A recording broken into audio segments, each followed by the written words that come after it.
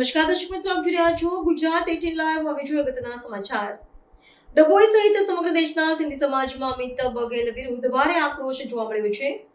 થોડા સમય પૂર્વે અમિત બઘેલ દ્વારા સિંધી સમાજના ઇષ્ટદેવ ભગવાન ઝૂલેલાલ વિરુદ્ધ અપમાનજનક ટિપ્પણી કરી હતી, જેને લઈને સમગ્ર સિંધી સમાજમાં ભારે આક્રોશ જોવા મળ્યો છે।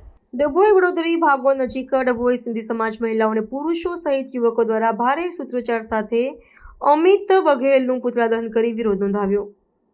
દેશ અને રાજ્યની અંદર સિંધી સમાજ અમિત બઘેલનો સિંધી સમાજના ઇષ્ટદેવ ભગવાન ઝૂલેલાલ વિરુદ્ધ અપમાનજનક ટિપ્પણીના વિરોધમાં ભારે આક્રોશમાં જોવા મળ્યો છે।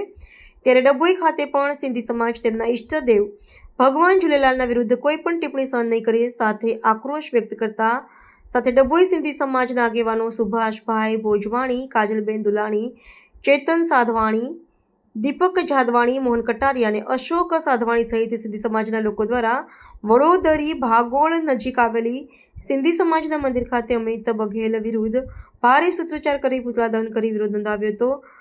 સાથે આવતીકાલે આવેદનપત્ર આપવા અને અમિત બઘેલ સામે કડક કાર્યવાહીની માંગ કરી હતી। જે છત્તીસગઢમાંથી સિંધી સમાજ અને મારવાડી સમાજના ઇષ્ટદેવ હિન્દુ દેવી દેવતાને વિરુદ્ધમાં આલફેલ ગમે તેવું બોલેલ છે, તેમની સામે ગમે તે કરી અને એમની સામે શિક્ષાત્મક પગલાં લેવા જોઈએ। આ હિન્દુસ્તાનમાં દરેક ધર્મનો રહેવાનો અધિકાર છે। આવી રીતે ગમે તેવા ધર્મના વિરુદ્ધમાં ગમે તેવું બાલ કરે તે ચલાવી લેવા નહીં અને ખાસ કરીને સિંધી સમાજ કોઈ પણ સંજોગમાં ચલાવી લેવામાં આવશે નહીં। તેમાં તાલુકાના વિવિધ સિંધી સમાજ લોકોએ આજરોજ એનો વિરોધ કરે છે અને આવતીકાલે એસડી પ્રાંત સાહેબને આવેદનપત્ર આપવામાં આવશે કે આની સામે કડકમાં કડક કાર્યવાહી થવી જોઈએ।